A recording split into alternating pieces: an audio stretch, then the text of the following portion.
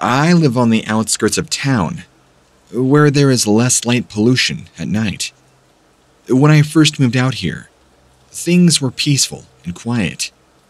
The only noise would be the odd cricket chirping, and I'd always see a few deer cross by my house. A couple of years ago, things started to change. At first, it was just noises outside my window at night, but soon, the noises turned into something more sinister. I heard something rustling around in the bushes beneath my bedroom window one night.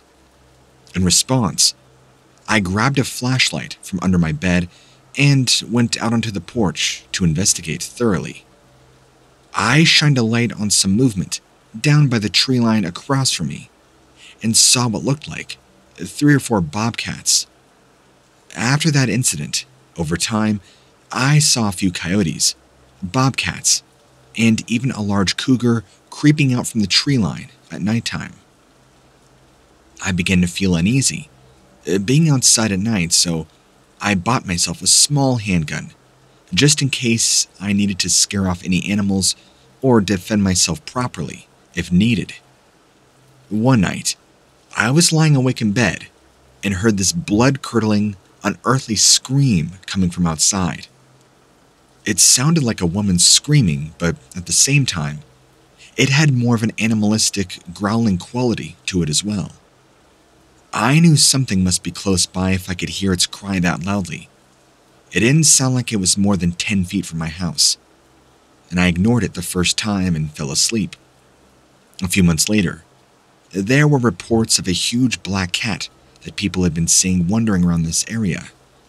Apparently, some hunters saw one eating a deer carcass on the outskirts of town. I began hearing those sounds again and decided to stay up all night with my earplugs and radio on. I heard the sound as it came closer and was surprised at how loud it sounded. This thing must have been huge if my ears were picking up on its movement.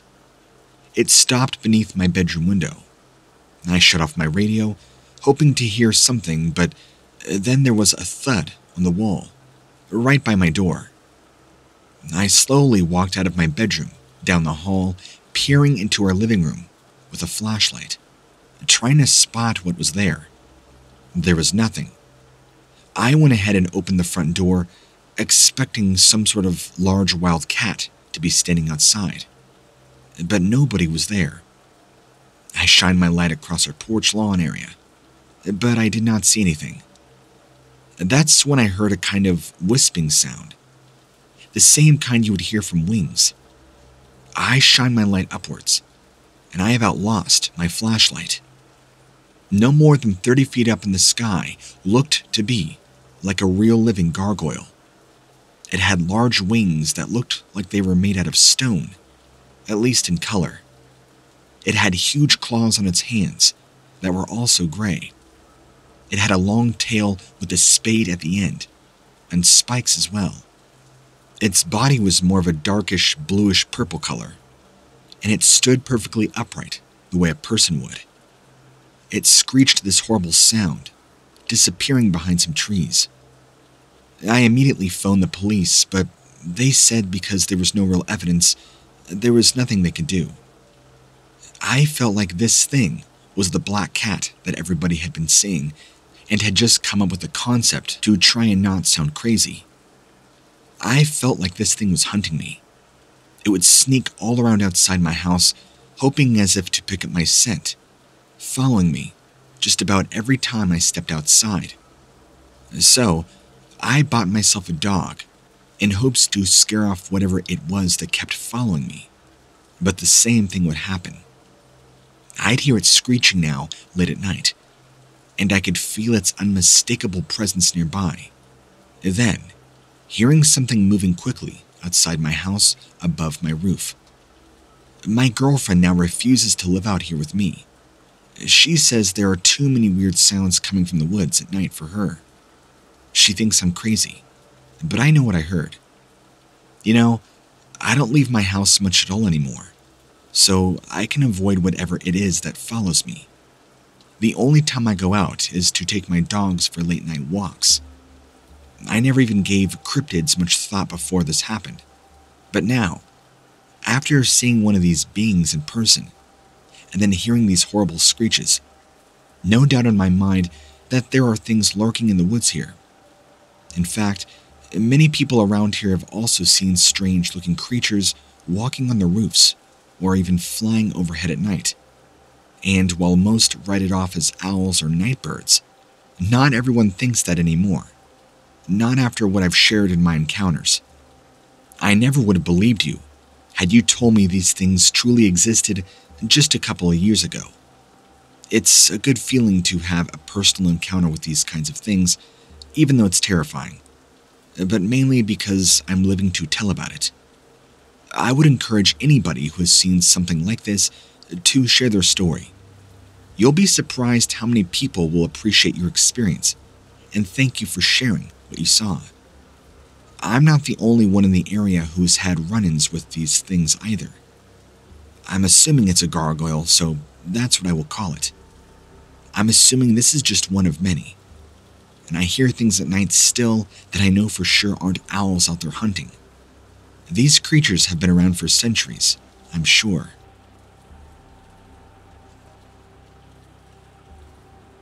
I just want to start off and say that I truly believe that what I saw that evening on the ridge was indeed the Mothman of Point Pleasant. Currently, I'm a junior attending college, and this sighting happened to me during my sophomore year at my old high school. It was around the time of prom season, actually, which usually falls on a weekend in late April or early May. I can't remember which. Right around that time frame. Me and some friends decided that we were going to drive down to Point Pleasant, on a whim, for the first time ever on that Friday night. Stay with one of his relatives who lived nearby. I know it sounds cheesy, given how dangerous the place is, or how it's supposed to be, but we were young and dumb, and thought it would be fun to see if anything really did happen there, as people claimed. So, towards the evening hours, we hopped into his car, made our way over through the fog-covered roads down to the old amusement park. We parked right at the bottom of the holler by the West Virginia Ordnance Plant, walked up the holler until we hit a fence. This fence separated us from getting any further, so we stood near there for several minutes, looking around but didn't find anything other than abandoned coal tipple off in the distance. It was quiet, with none of us saying anything since our walk up that hill had been silent as well. The air had felt particularly thick that evening, almost like it does before a thunderstorm or really heavy fog rolls in. I suppose it shouldn't have surprised me when all of a sudden I heard this weird flapping noise coming from above. My friend and I both shouted in shock at the same moment, since it was so close. When we both finally looked up from where we were, staring on the ground, we all saw a large bird with a wingspan enough to blow our minds. It wasn't making any noise other than what sounded like its wings going through the air. Powerful, enough to have easily lifted a full-grown man into the air with just a single gust. As it flapped its wings and swerved through the air, I noticed that this wasn't any ordinary bird. It appeared to have a long, needle-shaped beak and black feathers. I'm talking pure black, and also having a small patch of gray on its chest. My friend also saw as well as I did what seemed like two red dots where its eyes would be, which lit up like glow sticks. And when this thing turned towards us, as if to look at us head on, I felt all tingly inside, that those glowing bloodshot eyes locked onto my gaze, making me unable to move my limbs or even blink, before finally turning away and flying off into the distance, right over the abandoned factory we were at. We stood there simply in shock for several more moments, and after it had flown off, we were completely unable to speak. The only thing that either of us said was, "What was that thing?" while all staring at each other, dead in the eyes. We eventually cut our trip very short, wishing to get out of there as soon as possible before something else happened. Or perhaps worse, someone would find us standing on the edge of this hill, simply talking about what we'd seen instead of running. We both swore never to tell anybody else about this, since I know me and my friend were scared that night. We would do anything not to go back there again. This thing, what I assumed to be the Mothman, was incredibly large, larger than any bird I'd ever grown up seeing.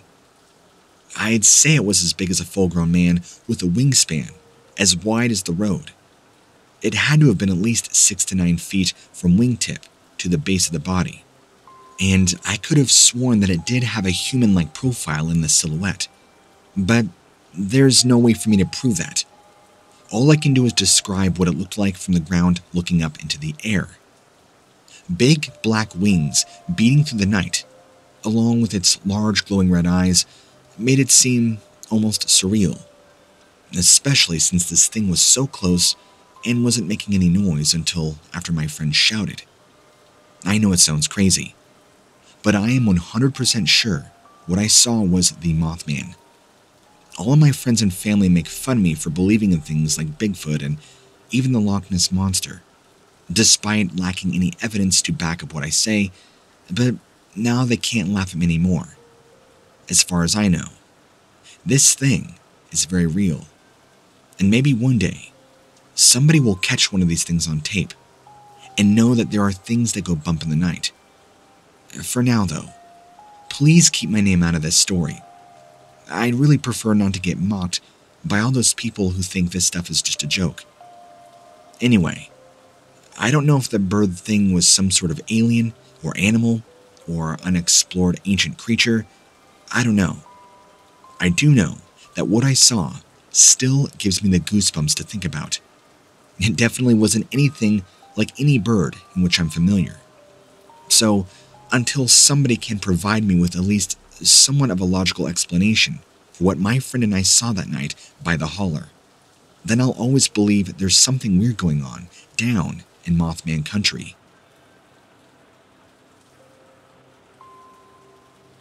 I was hiking down a trail, admiring the nature and enjoying the peace and quiet, along with my dog, Max. It was an average day for this time of year. The sun was shining brightly through the leaves overhead, and birds were singing beautiful songs. Everything just seemed fine. I noticed, though, a sudden shift in energy around me. I'm very sensitive to changes around me like that. I can sense them very well. I looked around for a second, unsure of what was going on. Suddenly, I felt as if I was being watched from all sides. There were bushes behind me rustling, and branches snapping. The wind even seemed to have shifted direction, making the leaves sound much louder than before. It sounded almost alarming to my ears, and I heard something very large in the branches above. I called Max over to me, and we started heading back the way we came. I was tense all over, ready to run at a moment's notice. I continually glanced around, fully expecting something bad to happen. It seemed like it would happen at any second. That is, until I saw what it actually was. There was a very large bird in one of the trees nearby. Its presence alone calmed down my heartbeat significantly, but only for a second before realizing just how out of place and strange it was. The bird did not make a single sound or flinch while watching us below its branch. It did not appear to be afraid of humans whatsoever, and did nothing but stare at us with its jet black eyes through thick, lush green leaves overhead. This bird was the largest bird I've ever laid my eyes upon. It somewhat resembled a raven, but very different still, and much larger. Its wingspan had to have at least been 10 to 12 feet. I'm not kidding. And its feathers were midnight black and shiny like oil on water. Even the edges of the wings appeared to be made mostly of fine feathers instead of coarse ones. I could not see any fluff on this bird at all. It looked sleek and smooth, very powerful. The head was large with thick short horns curving back from each side, near the base behind its eyes, which were also appearing to be these dark glowing orange-red orbs when the light hit them just right. And when it would look at you, it's like it would pierce into your very soul, with an intensity that felt almost unnatural, but captivating to look at nonetheless. I didn't feel fear as much as I did amazement and awe at the actual sight of this thing. Although strange looking, it had an almost angelic quality to it. I was simply mesmerized by its appearance, and completely forgot how eerie everything else had become just seconds before that moment. It then opened its wings slowly, stretching them wide open, as if getting ready to take flight before folding them in again, all the while never taking its eyes off of us for a second. Then, just like that, it spread its wings out one more time and took to the sky. It flew right above me with ease, not flapping or making any sound at all, even though it was larger than most birds I'd ever seen on a daily basis. The tree branches were severely blocking my view now, so I could not watch this thing fly away anymore, not after it passed over. It disappeared from view, and I was just left wondering, what on earth did we just witness? I'm not sure if this was paranormal or not, but I do know for sure that it was hypnotic, and certainly not normal. It was so bizarre and mysterious in appearance and behavior, but again, calming at the same time. Now that I'm thinking about all this again, it's hard not to feel spooked out by what we saw, even though it didn't cause any fear in me while actually seeing it. I grew up experiencing such feelings towards animals, like wolves particularly, because we had them so bad where we lived. And during my early years, before moving away from home, later on after high school. After living all these years here in town, there hadn't been a single instance of anything making me feel afraid, until now. Maybe this is some sort of sign, but if so, then what? At this point, I really don't know the right words to describe what it would be. It's all so strange and surreal. I'm still trying my best not to feel frightened by this whole event, even though I can't stop thinking about it now. Like constantly playing back what I saw in my mind over and over again, with no escape. Any further attempts to disregard this experience for good will likely fail. I didn't feel like this thing wanted to harm me though, but almost know it existed. I sensed that it was just as surprised to see me and my dog as we were to see it. It felt like it didn't know what my reaction would be or how I would respond. But as soon as it realized this thing didn't mean any harm, it's like my feelings changed from alarming to calmness. Now, I've heard tales of the thunderbird, which is supposed to be this ancient bird of gargantuan proportions, supposedly bringing thunderstorms and being a bad omen. But I have no way to confirm or deny that this is what that was. Yes, the bird was larger than anything I'd ever seen, but part of me thinks that calling it a thunderbird is a far cry. I think the closest thing I can compare it to is a prehistoric bird from thousands of years ago. But clearly, who knows? The last time I saw anything like this was in a dream, and I've never imagined I would see something that resembles something out of Jurassic Park appear here. This bird looked much different than anything you can imagine, anything you can muster up. No way did it look like anything at all from our present-day world.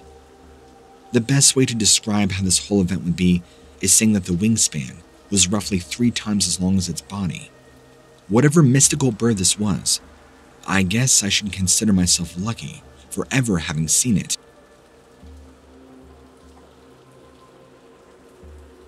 My friends and I were on a camping trip, just a few miles outside Bettyville, Kentucky. The town had been having a lot of trouble recently. Apparently kids had been missing, and police had absolutely no leads on anybody related to these kidnappings. Of course, we really didn't think anything about it. But as soon as we started hearing some gunshots from our campsite, we decided to move somewhere else ASAP, since police were probably already involved. The shots clearly spooking us after a while. We eventually found an abandoned house that looked like it hadn't been touched in years. And this quickly went from a camping trip with buddies to an urban/abandoned exploration expedition very fast. Now, upon entering this old abandoned shack of a house that hadn't been lived in for God knows how long, was the smell of old, dried blood. We couldn't see any, at least that we saw right away, but there was just this lingering, rusty, coppery smell. The air was also cold, probably because the house wasn't being sunned at all, and thick overgrowth laid at the top. The windows were boarded over. I don't know how the weather would have affected it, since it was pretty cold in there, but I believe that's what made me notice the smell. Now, after entering this house that smelled like that blood, we began to explore it further. We didn't really find anything shocking, I guess, just trash and old items. And in the kitchen, we found an old boarded-up basement door. We immediately got the idea we should bust the boards up and see what's down in the basement. Maybe some really cool old items or treasure. Maybe. We started breaking it down, and we finally got the door open and began heading down. The stairs were so creaky and wobbly, I thought they were going to collapse under our weight. But the smell of blood became stronger, and suddenly, we heard something scuffling and movement coming from somewhere in this basement. We used our flashlights to try and uncover what was making that noise. Of course, as soon as we walked into the basement, which is pretty much a series of rooms, is when my friends and I started hearing this loud, raspy breathing, like somebody was sleeping or laying down on something really close to us. I know that's probably a terrible description, but that's really the only way I knew how to describe it. So, my friends and I immediately turned around and wanted to go back up. But now, I was very curious as to what could be causing these noises. Did some crazy homeless man live down here? Our hair was standing up on end, and we were all definitely freaked out. I kept looking around with my flashlight, and as I was turning, all of a sudden is when we saw this huge shadow of something very large coming from the corner of the room we were currently in. It didn't look like a bear or any animal that I've ever seen, and it definitely was not human. The thing just stood there, breathing heavily for a couple of minutes before taking off running towards one of the boarded-up windows, gliding right through it.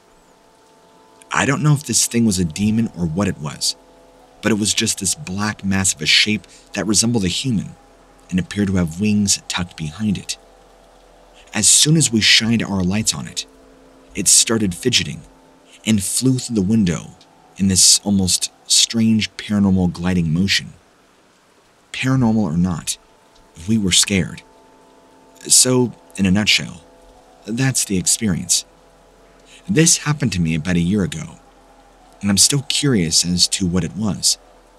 I'd love to know if anybody has seen something similar or knows what this thing could have been. And for those of you who are skeptics, don't bother trying to debunk my story, because let's be honest, what else could it have been? To this day, I don't know what it is, but I wouldn't go back to Bettyville if you paid me $100 million.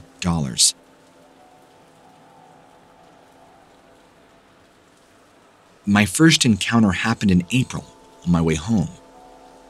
I worked at a summer camp during the off-season, and I would go to school at night.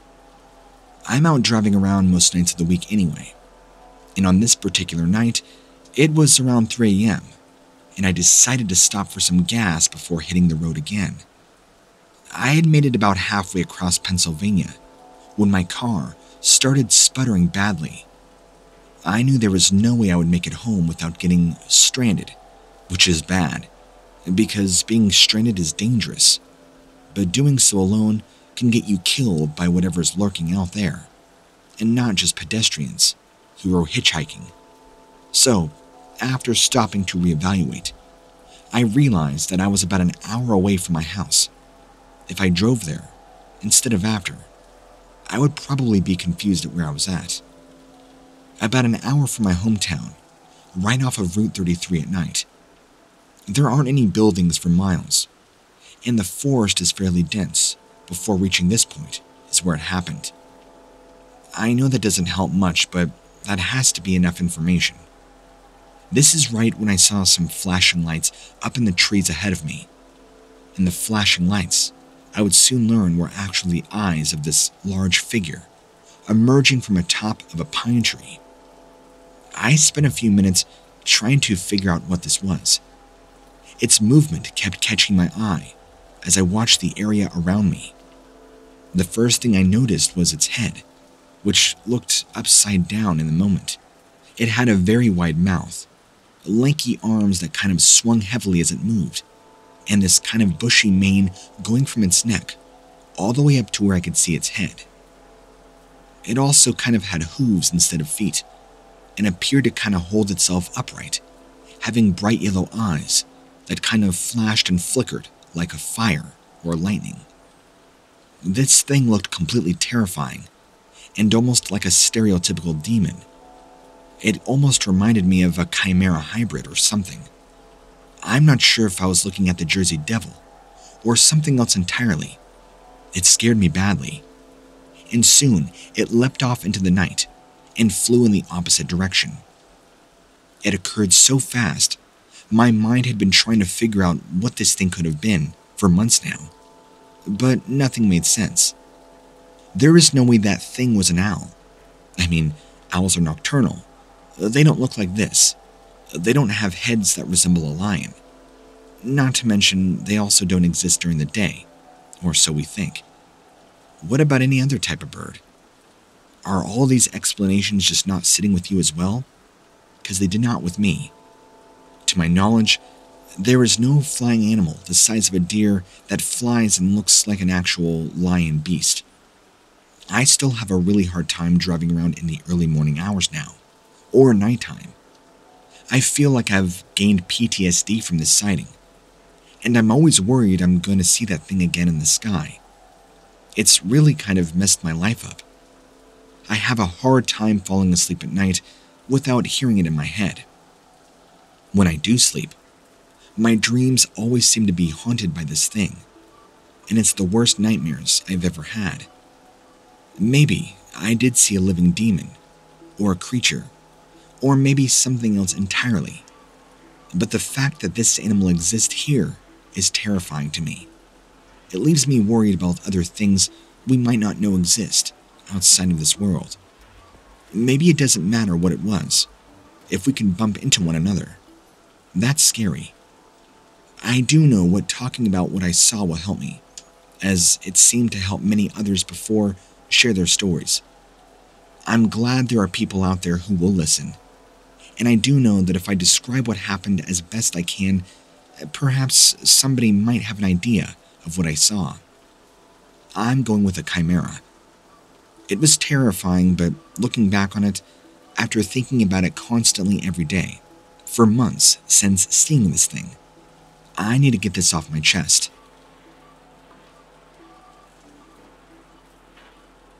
I'm not sure how much I should say about where I saw it, but if you can find the general area, the southeast corner of the US, it's plentiful in forests and swamps.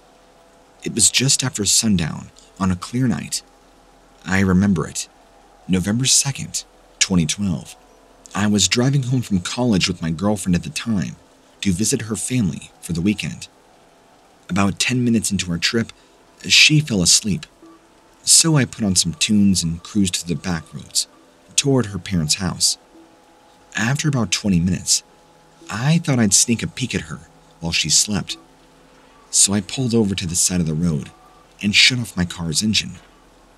There was a field across from where I stopped, so I rolled down the windows and turned off the radio. It was quiet out, But if you know me, you know I love being surrounded in nature, so that was hardly bothering. I just wanted to look at her for a couple of moments. She looked so peaceful, sleeping there next to me, almost like an angel. That image of that moment is still clear as day in my mind. How soothing and beautiful she was. Her hair was against her face, and she had been switching positions back and forth between sleeping on her stomach and side before, since we drove through a patch of bad road about 5 minutes away from here. And now, she was resting on her back. She looked so calm and relaxed. It felt like nothing in the world could touch her. At that moment, none of what happened next even mattered or seemed possible.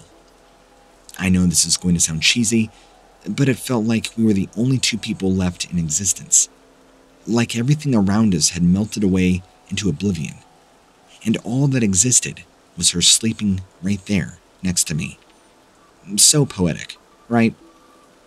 I was also in the middle of nowhere. No other cars around. Nothing.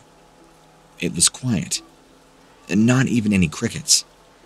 I remember sitting there for a few moments, just thinking about what could happen next with us. We had only been dating for like 6 months, and it felt like something very special. I began to hear this faint noise that sounded like heavy breathing, or it sounded like something coming from above me. I couldn't quite place where the noise was coming from exactly. Just then, this huge black shape with wings comes flying right towards my car. I thought it was a bat at first, but the size of its wingspan kind of threw me off within a second time. Crash! This thing lands right on the hood of my car, staring directly into my soul 4 feet away. While I'm being blinded by this creature's wings tightly against the sides of my car, all I can see is blackness and these giant red eyes looking right into mine. In this moment, there is no sound in the world except that deafening breathing that was coming from this thing. Then, nothing. It felt like everything just cut to black for a second, and when I had my wits about me again, the creature was gone. I had lost consciousness due to being so petrified. I came to, and my girlfriend was still asleep, hard. I threw the car on and began to pull out of there. Looking all around me for this thing, I could still faintly hear its wings flapping, or the heavy breathing, or both, is how I would describe it. I knew. I just knew this thing was directly above me, and I needed to leave now. So I began to drive away as fast as I could, but stopped immediately when I heard a large thud against the trunk of my car. My girlfriend didn't flinch at all, so she was still asleep. But that noise that sounded like wingspan hit me really hard. Driving home wasn't even an option anymore. This thing wanted me gone one way or another, and it seemed like it was going to make sure. So we started driving, and we were out in the middle of nowhere, and not a person around to help us. I was now going up to 80 or 90 miles an hour, just trying my best to get away from this thing. And I remember it like a horror movie gets burned into your brain. This thing flew right next to my driver's side window, looking over directly at me. You want to talk about absolute terror? You haven't experienced it before. I'm telling you. This was death following me. Whatever it was, it flew off, and the rest of the night was a blur as I drove and made it out. I felt like whatever this thing was wanted to chase me out of that spot. It didn't want me there. It was dark, spooky, and powerful. It wanted to be gone. I should say that I don't believe in ghosts or the paranormal. At least, I didn't before this happened. This was real, and it still is very real to me. Like, what kind of being would do this? This has been terrifying to reflect on. Luckily, my girlfriend never woke up from the whole ordeal, and I never told her about it. She's a very heavy sleeper. I mean, why traumatize her with this information? That girl could sleep through a hurricane. I would be lying if I said it didn't affect me for months afterwards. Severe nightmares, night terrors, insomnia. I still have them, even now after all this time. I'm not sure what happened that night or why, but what I can tell you is it's real and it's terrifying. I would just like to add that I've spoken to some close friends about this before submitting, and they believe I've had an encounter with the Mothman. I've had to look up the information about the Mothman. I didn't know what it was, but my gosh, what I saw looked exactly like the depictions that you'll see. It felt like death was following me, and I wanted to do away with me. What do you think I saw? I've tried explaining this in the best way I can. Thank you.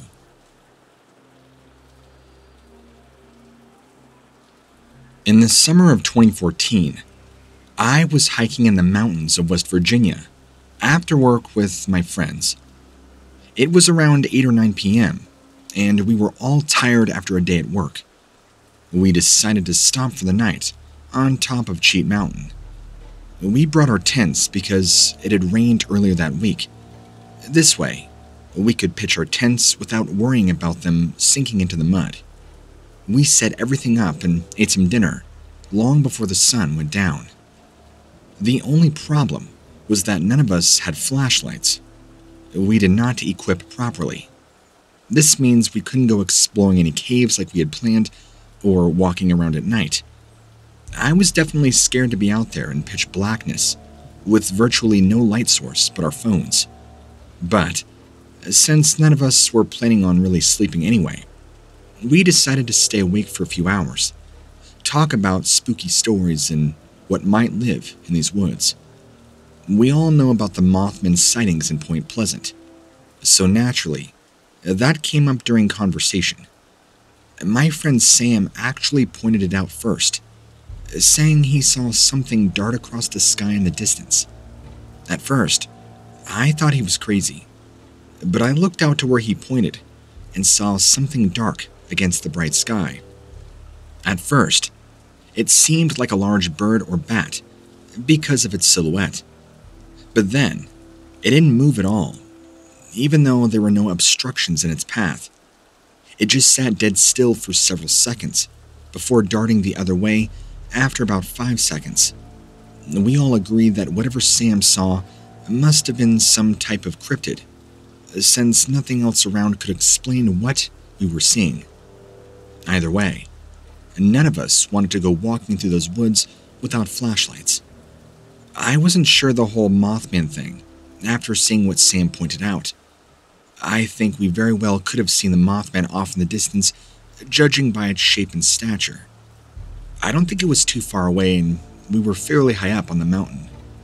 After I saw what Sam pointed out, I didn't look directly back that way for a few minutes. However, turning around and looking into the woods, I felt like something had been watching me the whole time. The feeling started as a chill on my neck, but soon turned to fear as some hairy or scaly-like animal thing darted from tree to tree in my peripheral vision. It moved pretty quickly, though, through the trees, but maybe that was just my own paranoia. I definitely saw the same figure Sam did, and that really creeped us all out. Especially because we were all talking about Mothman when it happened. I do believe that the Mothman is a paranormal entity of some kind, but I'm not so sure the second animal-like thing Sam and I saw was exactly related to it. Yes, we both spotted something dark darting through the trees, but that could have just been a local animal. We didn't really stay around long enough to investigate after we made camp for the night, which is yet another reason we all agree that this area should remain unexplored by humans until further notice. I'm confident that judging by the size and shape of this thing, I could have very well been the Mothman.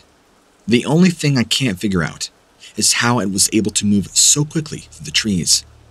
It's like this thing teleported or something. Of course, now that I think about it, there were no sounds coming from any of the brush as well, which, now that I recall, Sam and I never heard either. I think the fact that the forest around us was so quiet, it was maybe a tip-off to this being, something of that paranormal world. The next day, we agreed that we would never speak of this. I'm pretty sure Sam is still staying quiet, but I know for a fact the others aren't too happy with us, given what happened back at the trailhead. We figured it's better this way for our reputations, but I'm okay with opening up to people like you, who this is all they do. It was terrifying and probably the scariest moment of my life. However, I'm not 100% certain or convinced it's because we were trespassing through this creature's territory. Even though it was off in the distance and shaped to that of a bat, it was still too large to be a bat. I can't really describe it well, but it had to be at least 6 feet tall, and maybe 3 to 4 feet wide. It was black in color. I mean all black. The only feature that seemed almost human-like was the arms, which reached down towards the ground, similar to how an ape would hang. Lastly, I'd like to say that I'm not sure if this was all just a coincidence, or if I really did see the Mothman. But after this experience, I'll never look at Mothman quite the same way again. I know for a fact that what Sam and I saw was not a regular animal. These beings are intelligent, at least smarter than humans. This whole thing will stay between us forever, even though it's killing me on the inside to keep my mouth shut on such a phenomenon. No matter what I do or where I go next, that horrifying image of it flying over does not want to seem to leave my memory. Maybe it wants something from us. Who knows?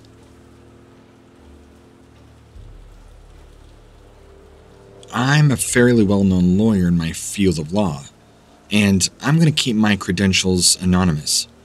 My reputation is on the line, so I'm going to tell you exactly what happened and what I saw.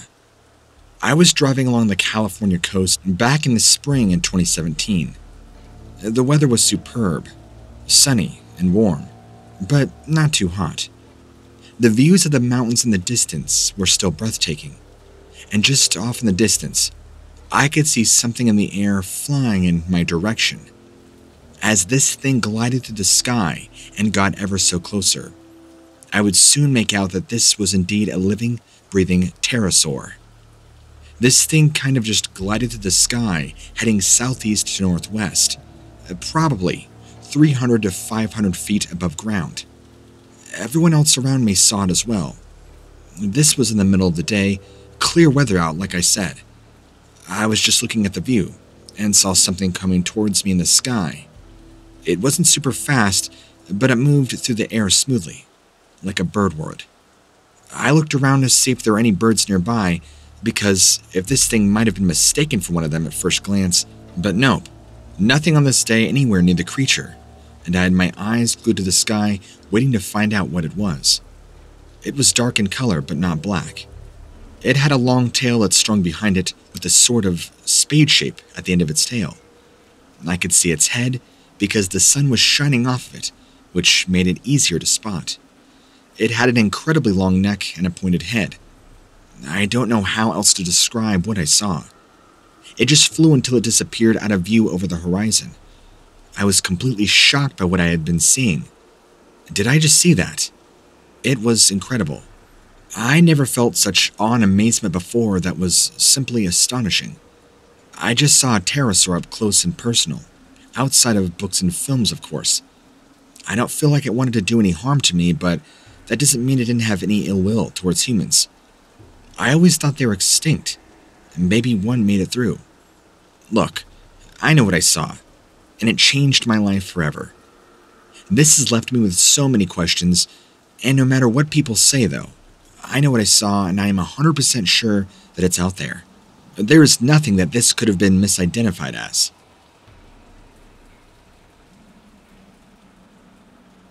I was driving down a lonely stretch of highway, dusty and dry, and I had just left the city behind, and was looking forward to reaching the next big town before nightfall. It is dangerous for women to be driving alone at night, along rural roads, so I wanted to put as many miles between myself and the city as possible by sunset. The highway had been built recently with no curves or hills in mind, only straight as far as my headlights could see. There were very few cars passing me, so it felt like I was the only person on Earth at that moment. which was why when I saw something large fly overhead, I almost drove off the road in shock. At first, I thought it must have been an airplane, but it was going way too slow. I thought maybe a military plane had taken a wrong turn, but it didn't fly straight. Instead, it turned and dived back towards the ground. No, not the ground. It landed on the road ahead of me. I swerved to avoid hitting the creature as my headlights fell upon its shape for just a split second before losing sight of it behind a ridge in front of me. I braked hard but still overshot the spot by a couple 100 feet, so that by the time I stopped and put my car into reverse, I couldn't see anything on either side of the road. The ridge was taller than my car, so even if there were some crazy human-sized fly thing up there, I couldn't see it. I reversed for a bit before putting the car in drive again, and then pulled into an area that looked to have been cleared out by construction equipment when the highway was built. This thing looked like a flipping dragon, if I've ever seen one. Like I said, it was a very dark road, not much else going on around me. The air was dry and thick with dust, the smell of burning rubber from my car's tires as I came to a stop. I was pretty shaken up by what I had seen land on the road ahead of me, but confused more than anything else. Was this a real-life dragon? This thing was gargantuan and dark in color. Its wings were bat-like and leathery. Its head was elongated, with a jaw full of sharp teeth. I thought for sure this thing was going to come after me, but as soon as it landed, it kind of just vanished over the ridge. This thing was easily the size of my car, if not bigger, which is why I first thought it was a small plane. I could not believe what it was that I was seeing. I don't feel like it wanted to hurt me, but I don't know. It landed right in the middle of the road, and then just disappeared. What else did it want? I've never felt so much fear and awestruck in my life. I mean, I was speechless. I don't think I've ever felt this way before, ever. I'm still learning how to process what I actually saw. I would believe to be a real-life dragon if I've ever seen one. If this sighting has taught me anything, it's that things we thought were a myth are more real than we could ever imagine. I have since been obsessing over this since it happened. I feel like I haven't been able to go a day without thinking about it. The more I think about this sighting, the more convinced I am that they're actually real. It's crazy, but after seeing something like this firsthand, there's no other explanation for me, other than believing these things are real. Nobody would ever expect to see something like this, let alone be able to describe it so well to somebody else. The only reason I could talk about this is because I know your channel is a safe haven for people like me. People who have sightings that most others would not believe if we told them. For the record, I was entirely sober. I've never done a drug in my life. Thanks for reading. My sighting is something of a strange bad creature I have not been able to identify. I'm hoping you can help me put the puzzle pieces together. See, I go for a walk every week at night in a wooded area near my house. Just something that I've always been doing for years now as a way to relax and have fun with friends. The area is known as the Flats by locals, named after the low-lying river, which used to be much larger than it currently is now. The path winds throughout the entire park and passes 4 different lakes over the course of about 3 miles. It's a very peaceful place, even during the day, but things take a turn when darkness falls. That night was no exception. I went for a stroll with a friend, right about 10:30 p.m. Having reached this specific destination from earlier that morning, we walked around for more than an hour, watching the skies and swapping stories of life. We had just decided to pack it in when we looked up into the night sky above us. 2 very large objects that looked like birds or something were hovering together several hundred feet off the ground. They didn't appear to be moving at all, though. They just hung there, kind of gliding along.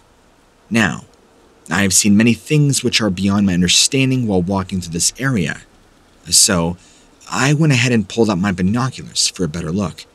By the way, I always keep a pair on me, because you never know what kind of wildlife you're going to encounter. I was shocked when I looked through them. Of what appeared to be a pair of gargoyle-like creatures hovering in midair, with what seemed like wings spread behind them. The only explanation was that these creatures were actually some type of bird or animal at first, until we got a closer look at them. We realized they weren't just night birds. My friend and I were both speechless as we watched these creatures slowly move toward us, dipping downward until they were only roughly 100 feet off the ground. I remember vividly the huge green eyes with vertical irises filling my field of vision as one of them came close. Close enough that it could have grabbed me if it wanted to. The face wrinkled with very sharp teeth coming down from its upper jaws. At this point, I was screaming at the top of my lungs, scaring the wits out of both me and my friend as we simultaneously took off running away from this thing. It was at least 9 feet tall with wings that were 8 feet wide, on each side of its body. We didn't stick around to see if it would chase us after, and I've only got less than a minute's worth of experience, but what I can remember about it is burned into my memory, clear as day. This creature was seen outside Chicago, Illinois, in the DuPage County, within the Flats Wooded Park area, located near the west branch of the DuPage River. This park is one of several within a county park system that spans roughly 2,500 acres. The trail I took to the flats was called the River Trail, which runs for about 3 miles from North Avenue in Wheaton to Butterfield Road in Warrenville.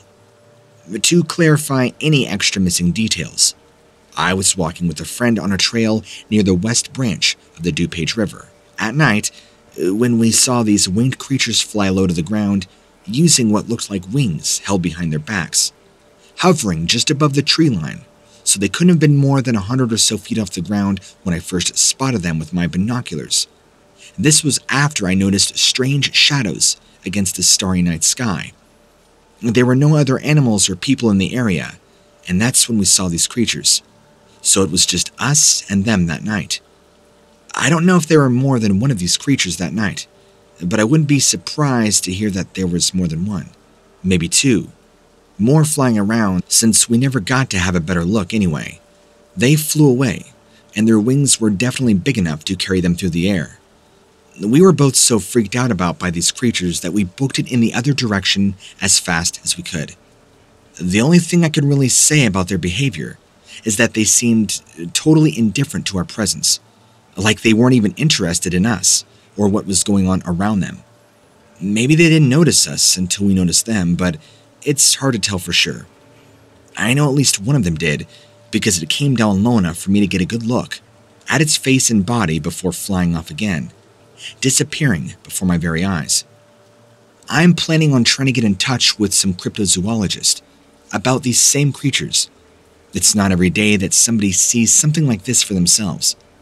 If I can find a way to record my voice or write down what happened before it totally eludes my memory, hopefully I can convince somebody how real these things are and have them start looking into them.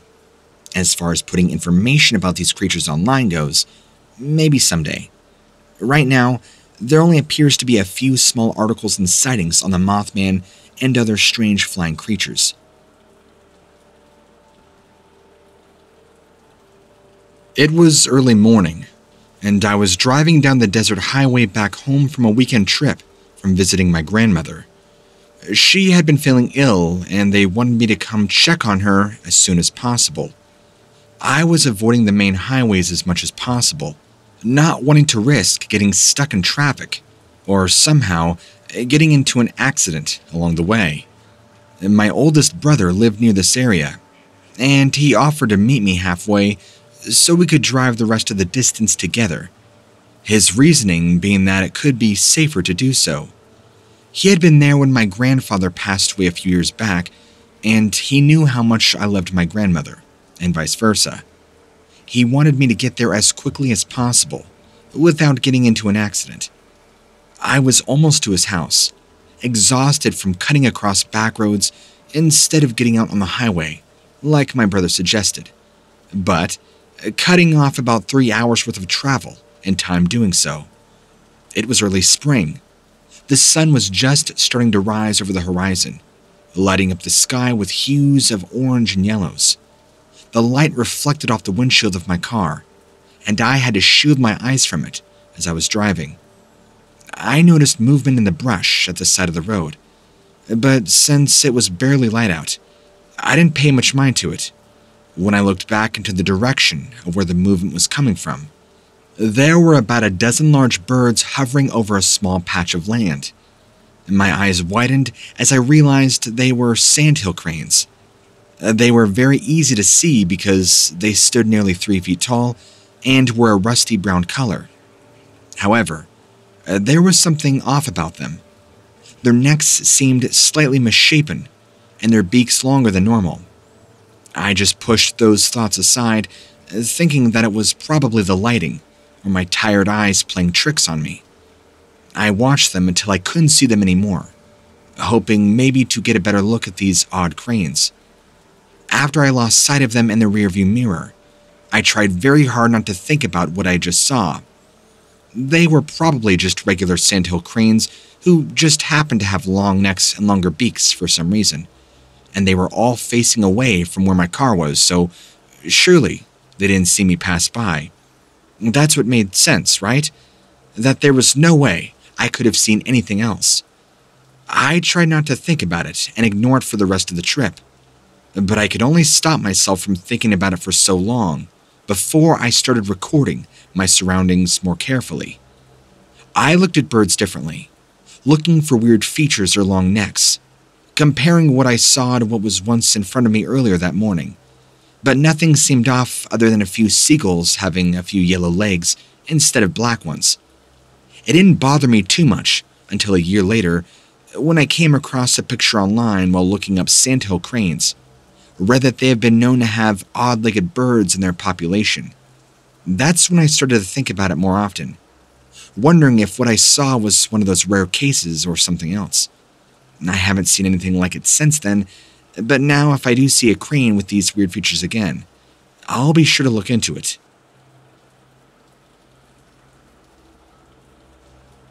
This is the island of Skye in Scotland.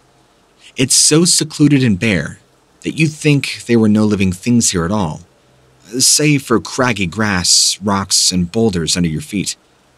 Isolated by the North Sea on one side and the Atlantic Ocean on another.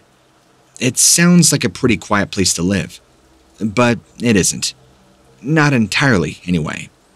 On stormy nights, when rain beats down hard enough that it feels like God is punishing you for something, people say they can hear horrible cries coming from beyond the reefs surrounding Skye. It could be seals or seabirds keening over, whatever poor creature was out there sinking into oblivion. Or, perhaps even worse, it could be something else entirely. Before I saw it with my own eyes, I could not believe it myself. I thought perhaps this was just some game that the kids were playing on one another to scare them into behaving, or something like that.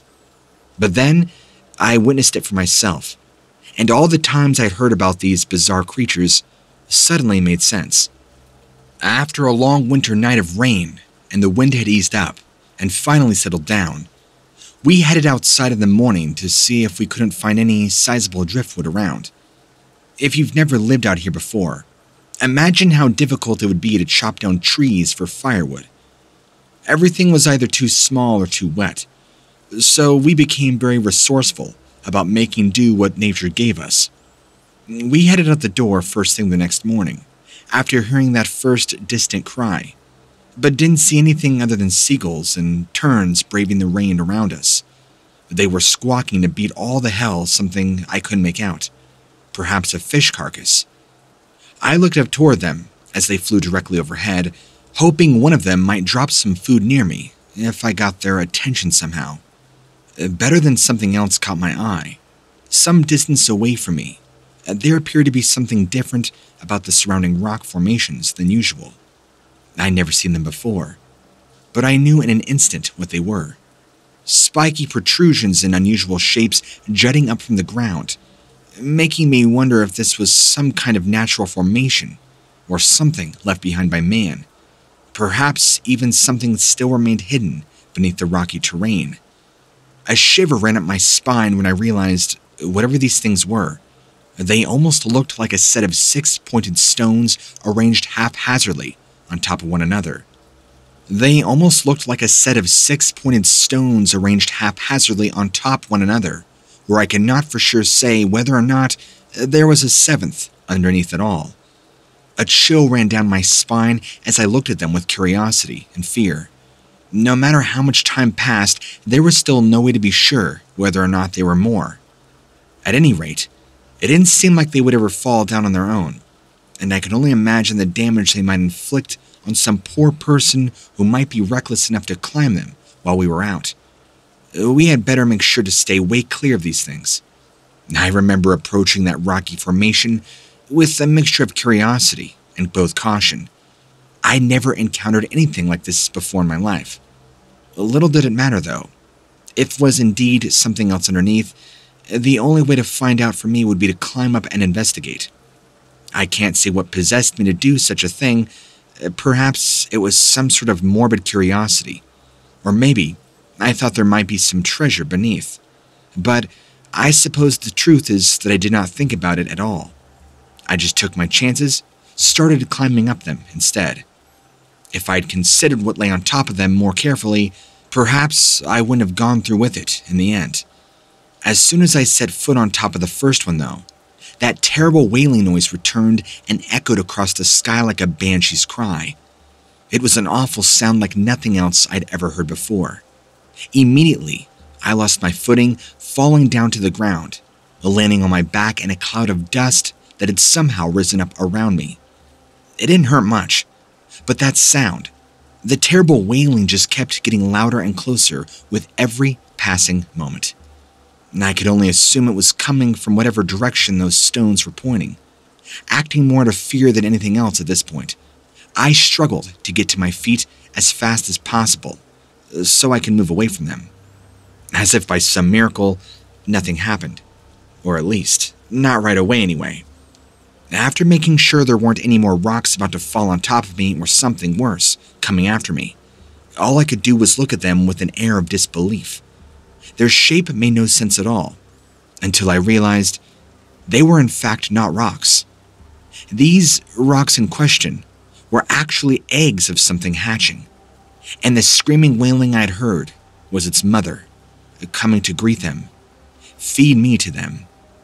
These were infant wyverns, having hatched from their eggs with all the fire of a blacksmith's furnace, roared at me as they looked on with hate-filled eyes. They hatched and swarmed towards my position in an attempt to protect their mother, even though she would have done them no good whatsoever. I didn't stop running until the sun went down that day, and then I would continue running into the night. I remained out in the wild for weeks afterwards, not daring to bring myself back toward those terrible rocks where any number of cursed beasts may still be lurking inside or near them. And ever since then, however, I have made it one of my goals to seek out every single cryptid being I could find, so there's no question as to whether or not they truly exist. I'm sure at least some of you will recognize what those eggs may have been, but if you haven't figured it out yet, I'll make it a point to tell you now.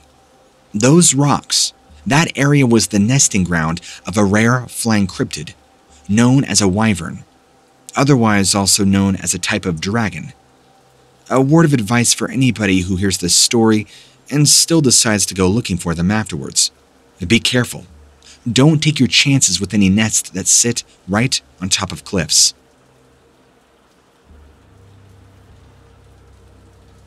My mother-in-law had just picked up my children and me from school, and we were driving on the highway. It was just after rush hour, so traffic was picking up again. About 5 minutes into our drive, I noticed there seemed to be a large group of people stopped on the road ahead of us. As we grew closer to the scene, it became apparent that there was an unidentified man laying face down in the middle of the road. All these people were standing around him, but nobody seemed to be doing anything, not even checking his pulse. I rolled down my window, screaming and asking everybody what had happened. One woman said she didn't know. All she knew was that she saw him fall out of the sky. She couldn't say how he got there, but she told me that she had already called 911, and they were on their way. I asked her if he fell out of a plane or something, but she said no. It looked like he had just fallen out of the sky by something. I'm not sure why, but for some reason, I just felt compelled to look up into the sky above us. That's when I saw them, flying all around us and descending on us quickly. In the highway was this massive flock of flying creatures. Not quite birds. Everybody on the ground must have screamed because everybody started running, scattering. The next thing I knew, one of these creatures swooped down and landed right in front of our car. My children screamed when they saw it, but luckily, my stepmother-in-law was quickly thinking, slamming on the gas while I covered my children's eyes so they wouldn't have to see anymore. My whole family stared out the windows until we couldn't see anymore. We didn't stop driving until we made it home. My husband tried to look up ways of identifying what kind of thing these flying creatures were, but he couldn't find anything that matched. I haven't told anybody about this until now, but I guess if you found this story and are willing to share your website with me, then that means you want others like me to come forward and tell their stories too, right? My family is still a little shaken up by the whole thing. Can you blame us? But we know for sure that those things weren't angels or aliens. They were creatures. People need to be more aware of what beings might be out there, because they're definitely not all in the books or movies. My husband also says that he's never seen anything like this before, and that these things are real. They are among us. I guess when you think about it, if they are out there, then why couldn't angels and aliens be too? What do you think? The only thing I know for sure is that my kids will never forget that day. Not just because of what happened to that guy on the road, but because of the flying creatures they saw. Things none of us will ever forget.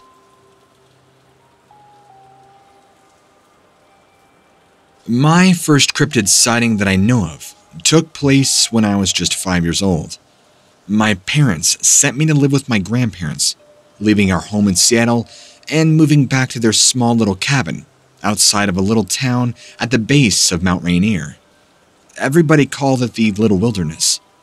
Anyway, I hated being there from day one, especially when my parents left me with only grandmother and grandpa to take care of me while they went off into town or wherever it is that adults go when they want to drink coffee all day and laugh like fools. It wasn't long. I think it was 2 days before grandmother sent me outside to play by myself, which basically meant we lived in the middle of nowhere with no friendly kids for miles around. There really wasn't much else to do than sit on my behind and watch cartoons or read picture books. On this day, though, I'd had enough, so I went into the garage and just started fiddling around. That's when I found their big toolbox and all the awesome things inside. Wrenches and screwdrivers and hammers and nails, and a set of those nuts and bolts with an adjustable wrench thing on them so you can tighten them up as they got loose over time. I remember thinking I was doing a good thing when I grabbed the little toolbox and hauled it out into the tall grass in front of our cabin's driveway. But when I started to stack everything so carefully on top of each other, the wrench fell off the side and somehow got tangled up. That's when things began to get strange. I heard it. It was like a crunch sound deep in the woods behind me, and coming closer with every step. Like somebody walking barefoot through all the fallen branches and twigs scattered on the forest floor. But there were no such sounds as that when I would take walks before my parents left me with my grandfather and grandpa. And then it stopped, just as suddenly as it started. And everything was quiet again, except for these random bird chirps you hear whenever you're outside, wondering if nature has just gone silent, or maybe your ears have become so accustomed to human noise, they've given up trying to listen anymore. So I waited, but nothing happened. Except for that one time I did hear a few twigs crackle and snap under some kind of weight, and I could swear, even today, that whatever was making these sounds was staring down at me from the edge of the forest up in the trees. I couldn't see anything, even though its eyes were obviously watching me. There was just too much light coming through the trees. So naturally, I started to panic.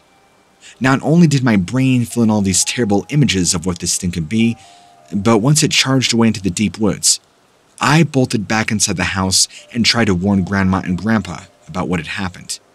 They didn't believe me. Grandma shook her head and said, "It's probably just some wild animal trying to find something to eat. You know how those rabbits and squirrels like to dig up their ground around our flowers, leave their droppings everywhere." Grandpa agreed. "She's right about that, you know." And then he laughed and said, "Ain't nothing we can do about it but live with them. But if they get too nasty, I'll just rig us up a little sum trap out back for all those varmints. Then we'll see who has the last laugh." The same went for every other sound I heard echoing through the woods. They were all just animals doing what animals do. Except this one time when I knew for sure that there were no animals making the sounds coming from that forest. I was afraid. It sounded like something else entirely, but didn't know enough words to describe how it made me feel. Yeah, there's nothing scary about ghosts or goblins anymore, but they still make your heart beat fast when you're sitting alone in a dark room with all the lights off and every window closed. And even if you don't see anything moving outside or upstairs, at least you can convince yourself there really aren't any monsters peering through your windows watching your every move. Then, pretty soon, it becomes impossible to look away for too long without feeling like something enormous is staring back at you. Now, as I got older, my grandmother revealed something very haunting. She told me that this encounter that happened to me at this age was not only very valid, but that she had been seeing this strange large bird just days before I initially came over. Naturally, you wouldn't tell your 5-year-old this because it would scare them, but she couldn't shake this bird was somehow different. She said that it appeared to be watching her every move, and then one day, she went into the kitchen, started to fill up some mugs with water, and suddenly, this giant bird appears right outside of the thin air right near the window. She screams, runs over to Grandpa, who came running in to see what was happening. There was no sign of this creature anywhere. They thought it might have been an oversized owl at first, but there were no other signs of anything like this ever happening. And Grandma said that this bird was watching her closely, as if it knew who she was, almost like a pet. But more importantly, she felt there was something very strange about the way it stared at her for hours on end. Until one day, she told me everything stopped. It's been over a decade since anything strange has happened to her, or my grandfather ever since, which is why I have no idea what this creature could have been trying to find outside those woods.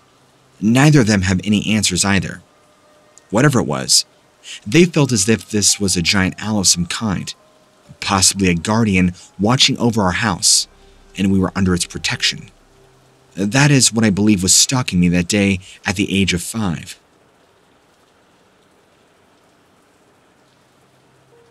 Back in the winter of 2015, I was on a road trip from my hometown of Syracuse, New York, to Jacksonville, Florida. This was a make-it-happen opportunity with a very dedicated friend who really wanted to go to this beach town before the weather got too warm and crowded. We were going to be there in late December, so we weren't too worried about being able to find a room before the festivities started. We made good time up until around Virginia, where some snow had slowed us down. Once we hit North Carolina, though, whoever was working that day or night, as it had already been dark for hours, had plowed every single ramp and the exit off of I-95, making our drive much more enjoyable than any expected. We rolled into the city of Jacksonville around 8:30 p.m., which was dark and creepy enough, and to be a little spooky.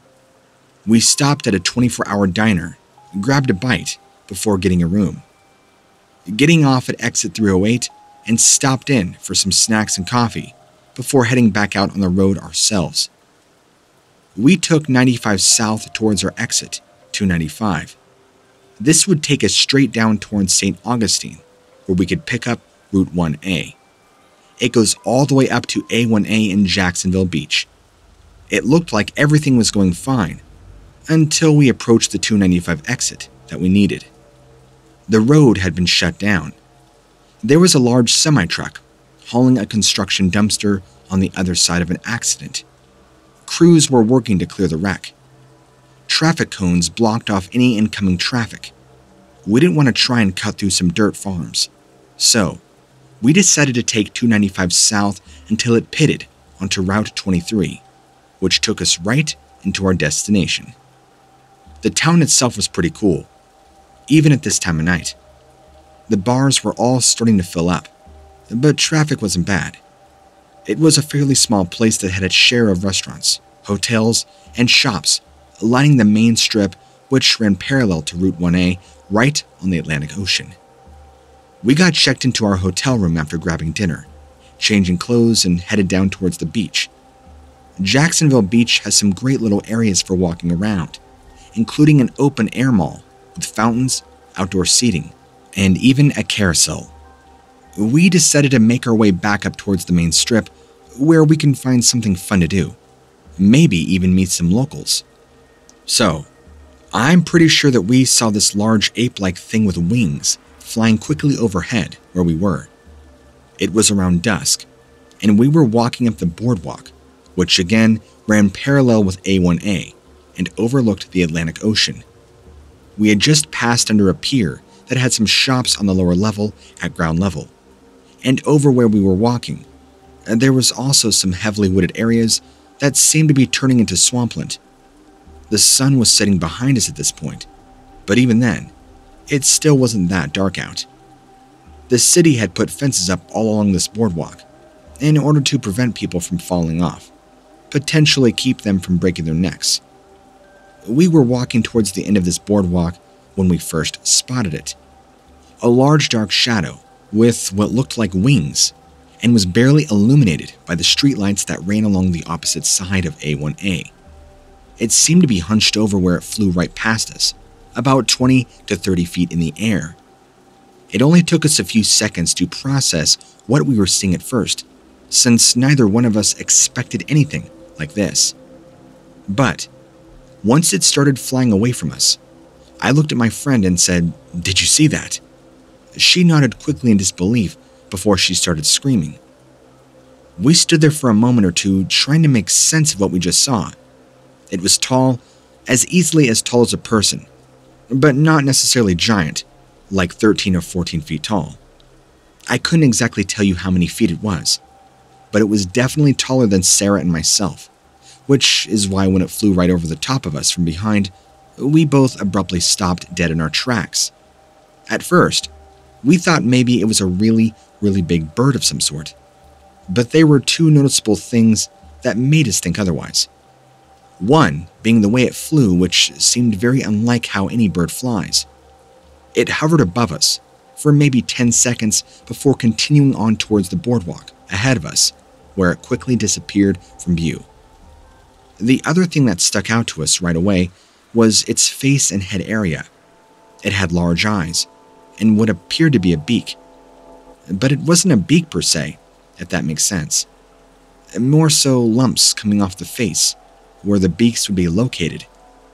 And it had some sort of horn-like thing on top of its head. I'll never forget its beady eyes and that face. It was large and looked how you would imagine a pterodactyl looking, only it wasn't any color we can make out, because by now, it was nearly pitch black outside. I have no idea what this thing was, but neither one of us have been able to stop thinking about it since then. The night I woke up at 3 a.m. from a nightmare about this creature, and unfortunately, Sarah said she's been having nightmares too, so that may be affecting my opinion on all this, but I still think it's real. I keep telling myself all of this really is just a coincidence, and I'm not sure what we saw. Even if it was some kind of animal that somebody else had reported seeing, that doesn't mean they're related in any way.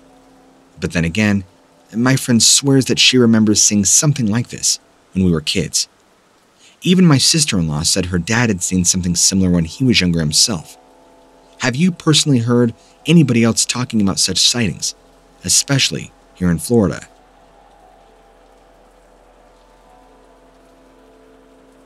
My sighting occurred during a late night out in the woods. Very simply, my friend and I were out just trying to have a good time when we could see something watching us. As we watched this creature, we noticed there were several more around us, and they all looked to be staring right at us. It was almost as if we were being hunted, hunted down for their snack. We tried running, but I don't think they liked that very much, because as soon as we started moving, they began moving closer, chasing us almost. I remember feeling extremely frightened that once those creatures seemed like they were going to come at us, my heart felt like it was pounding out of my chest, and this voice in my head that kept telling me not to run. I wish we would have listened to it, because as soon as we turned around to start running, one of those creatures jumped out and attacked us. I felt pain all over, mostly on the back of my neck, but also throughout different parts of my body. It hurt so bad, I could barely stand up, let alone run away. Since seeing these creatures move closer, I have not been able to stop thinking about what could have happened if they actually caught us. I can't stop shivering just thinking about it.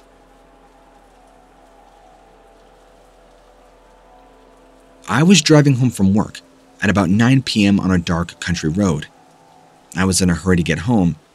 My girlfriend and I had plans to visit for her family for a nice brunch the following day, so I was heading over to stay the night. It was about 20 minutes into my drive when I see a set of bright headlights coming toward me in my lane.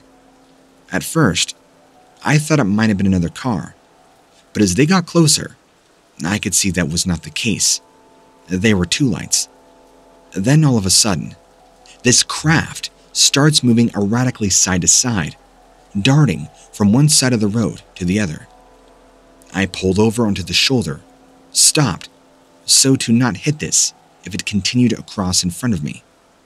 As I sat there watching the lights move all over the place, I could see that it was starting to approach me. I grabbed my phone and started recording what I saw. This was completely surreal. I was sitting in my car worrying about this possibly being an airplane crashing or something else very dangerous. I decided for my own safety to pull back onto the road and floor it out of there. As soon as I hit the gas pedal, these lights just flew off in the distance and were gone. Then, right after this flurry of large bat-like creatures were flying after it, by the hundreds. Small little creatures, no larger than the size of small dogs. There were hundreds of them. They were terrifying looking, something like goblins with wings, flying everywhere in the direction that this craft went. I was pretty shaken up after this thing, so I didn't take much note of where I was going. After getting home, I immediately got my girlfriend from her house next door. Yeah, she actually lives next door to me. My girlfriend tells me that she's always seen strange creatures flying around, especially in these woods behind her house, ever since she was little. When she was younger, her parents used to get really worried and tell her it was just bats, but she knew better. She told me that after this experience, she's convinced that what I saw wasn't normal and has decided to always stay away from these woods. She's never seen anything like the creatures I saw, though, and unfortunately, I haven't either.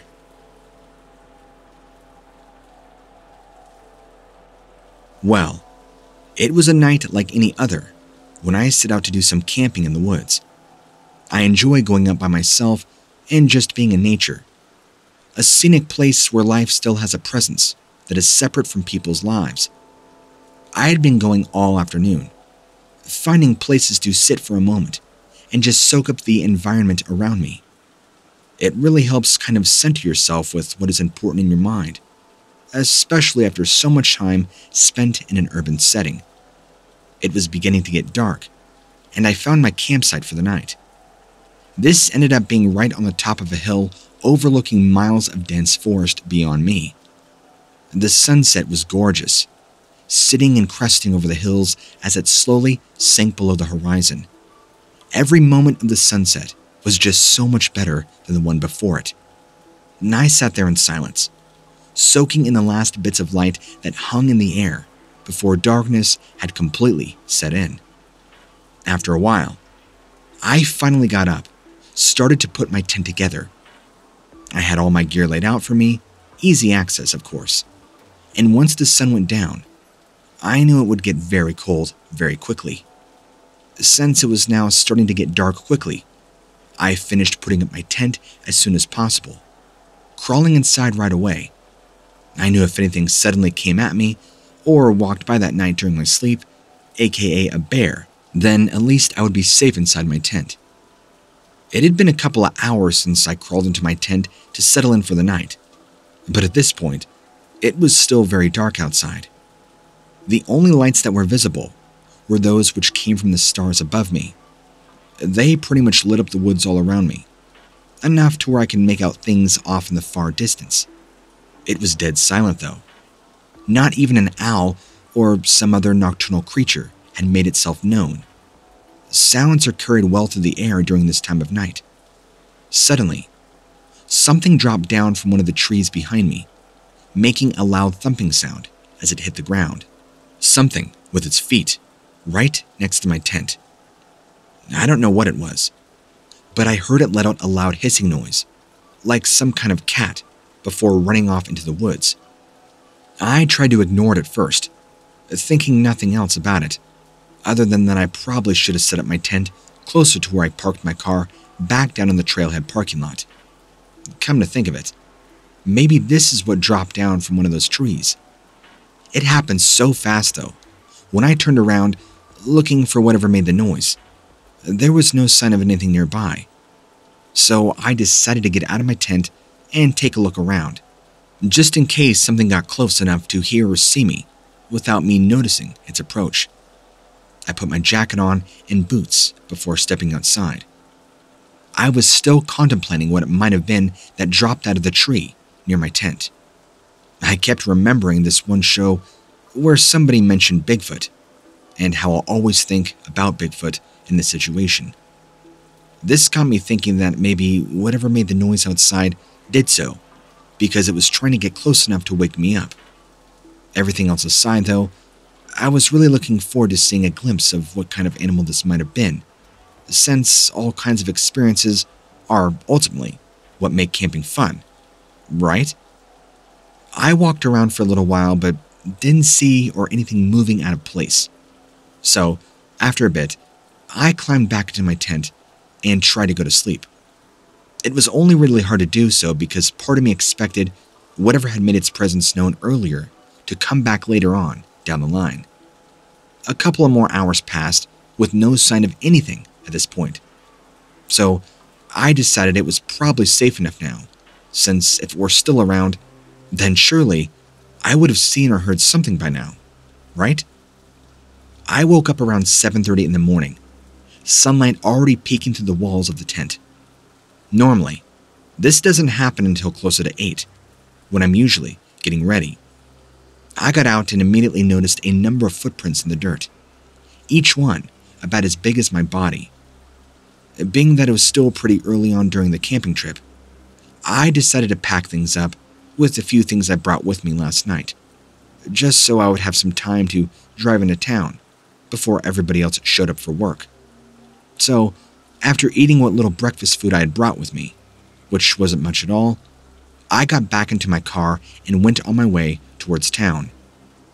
I would probably lean somewhere in between as far as what it might have been. Given my time out there and things I saw, nothing about it really stood out to me, enough for me to think that it had any connection with the paranormal.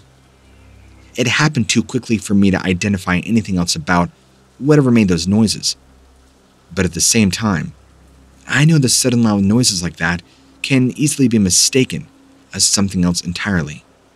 Well, 2 days after this experience, I asked a buddy of mine who's really into hunting and outdoor stuff if he knew anything which made sounds like what I described, or that is really heavy and would drop down from trees. He thought it sounded like a large cat. But after looking up at the footprints, I'm not sure that's what it was, since these prints did not match those of a wild cat. I've never ever seen anything within my own home, even as far as shadows or such go.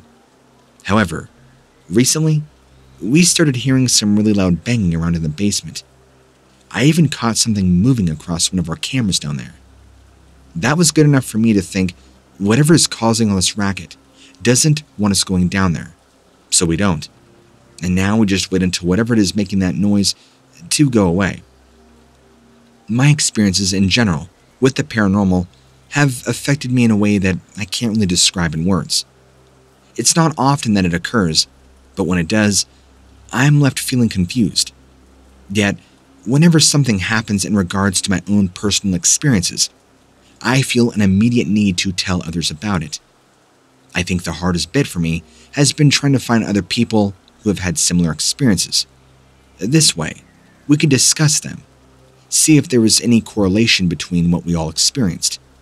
We're still looking for such a person, by the way, and so far no such luck.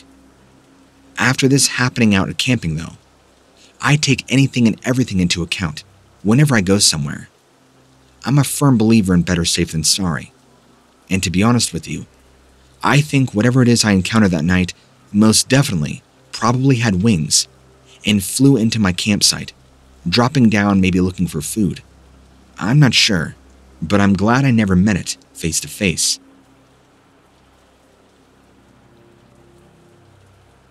It all began as I was driving back to my hometown. My grandfather lives in a small town just outside of New York City, and as the crow flies, it's only an hour away from where we grew up. Since he was getting on in years, we hardly got to spend any time together during our visits.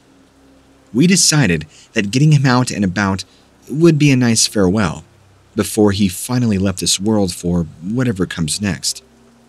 After spending the next day walking through the market and having lunch at his favorite deli, I had promised to take him fly fishing for some trout near the Delaware Water Gap. There were plenty of spots around here that stocked them fresh every spring. It never took us long to catch dinner while taking in the beauty of nature. Ultimately, the best spots were a few hours away, and as we were both getting up there in age, it meant that we couldn't travel quite as fast.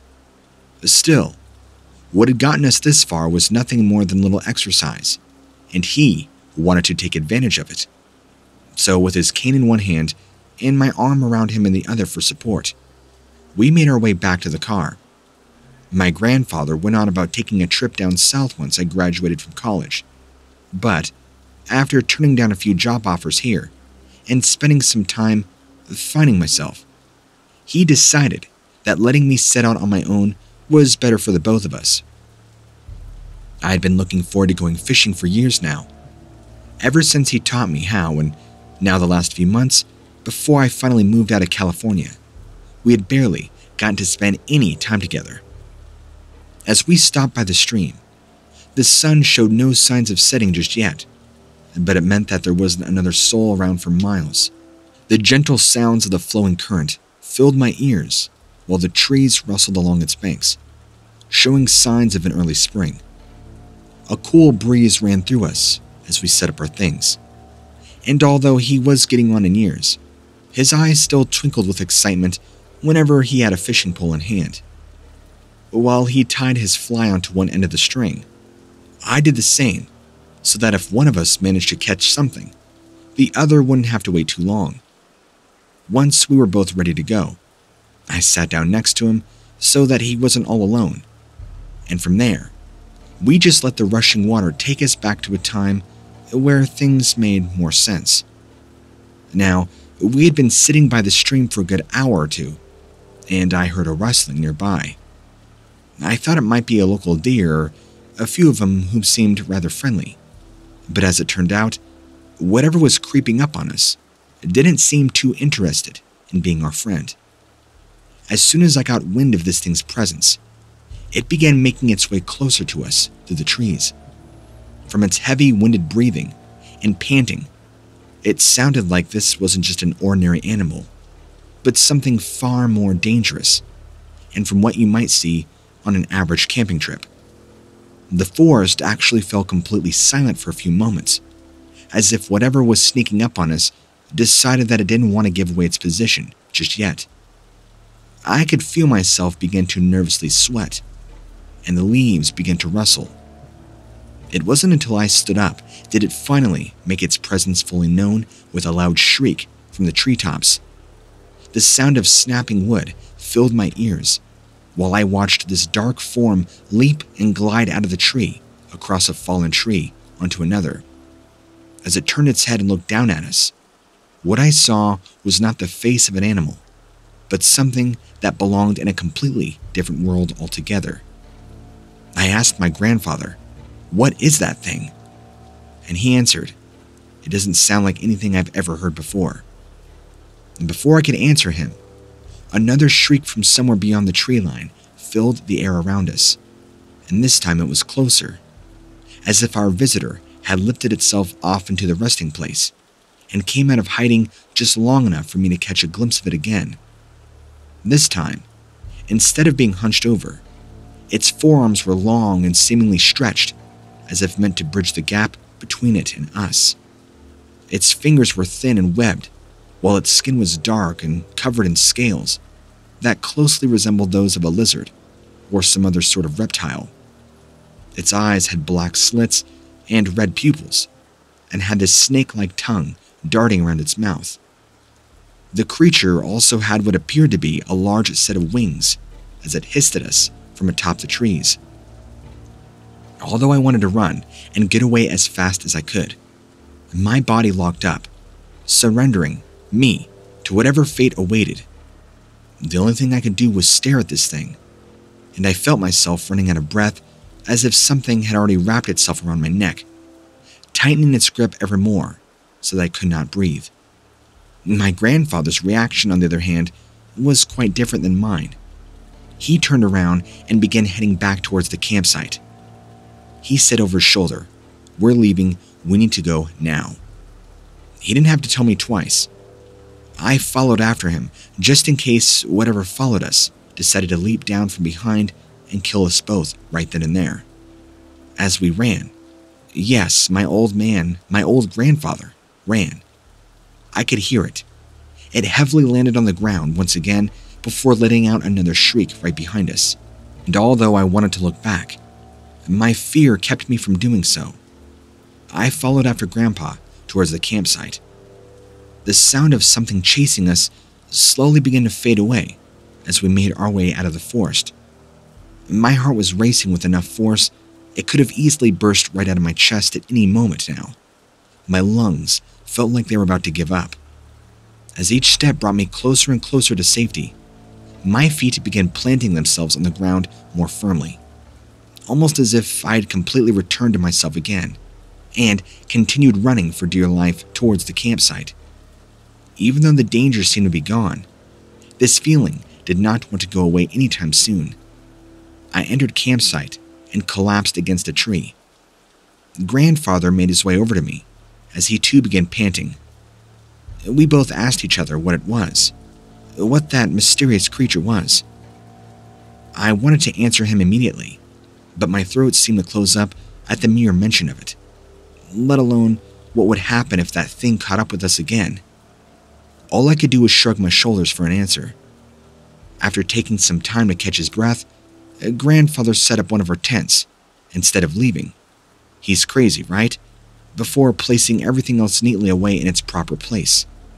Although he didn't say anything about it yet, I could see him glancing towards the tree line every now and then, as if he were expecting that thing to show back up, right outside our campsite. To be honest, I wasn't too surprised by his reaction, since he was able to see it with his own two eyes. As night came upon us, Grandfather crawled inside the tent while I kept watch over everything around us, in case for whatever would return. After what seemed like an eternity, my eyelids began drooping down on its own volition before closing shut, before some much-needed rest.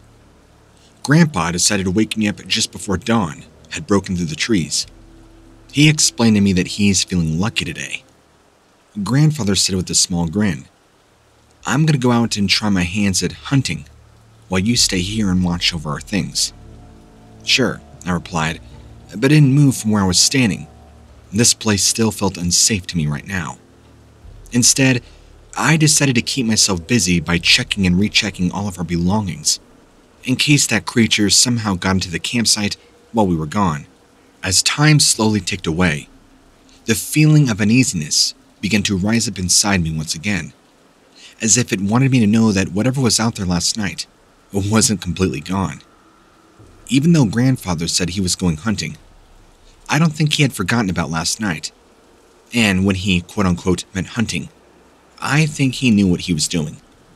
He kept glancing out towards the tree line before telling me what he was going to do, even though I wasn't able to see it with my own eyes this time around.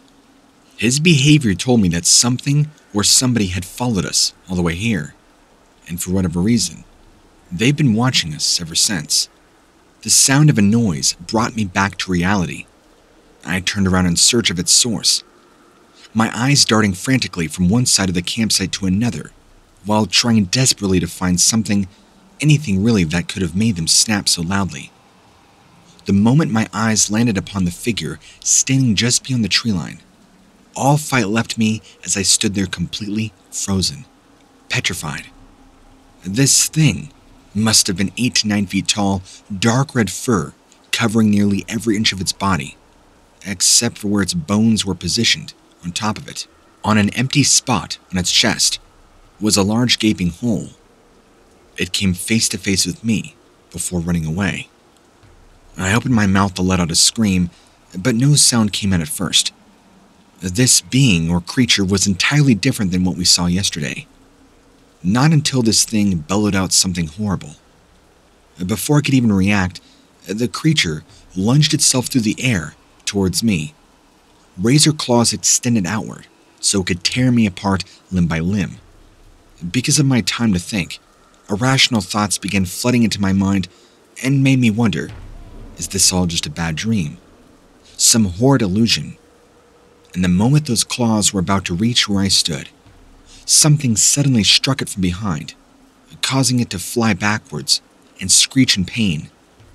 My grandfather. I thought before running towards him to check up on his condition, if he hadn't saved me just now, I would be dead, without a doubt. When I kneeled down beside him, he had already taken a shotgun and began pumping several rounds into this thing's head, which made it roar out in pain even more than before, all while trying its best to get back up again, so that it could come after us once more. But no matter how hard it tried, crawling across the dirt in our direction, it couldn't do much with part of its guts out of its body. Before this thing even reached us, every single ounce of fight left it when one good hit was all it needed to be taken down. But as it turned out, this thing wasn't the only one that wanted to kill us for some reason. Running towards its fallen comrade was a large group of similar creatures. They looked exactly like the one we were facing off against, currently with their long red hair and sharp teeth protruding downward, all having gaping holes in their chest area, like large festering wounds. But these were all much smaller, between 2 to 5 feet, mouths getting closer and closer by each passing second. Once they all started running in our direction at nearly the same time, I could barely make out what my grandfather was saying to me without paying much attention to him. I was too busy looking behind myself for any means of necessary of either escape or survival. He just screamed at me to run and to get back as fast as I could. He shouted while attempting to stand up once more, before falling back to the ground with half of his body refusing to move. He had hurt his knee very badly. I'd asked him, "What about you?" But he couldn't muster up the words, before pointing to his pocket, which had the set of car keys. I had taken them from him, and that's when things got worse. Make sure to watch part 2 of this episode to find out what happens at the end of this story.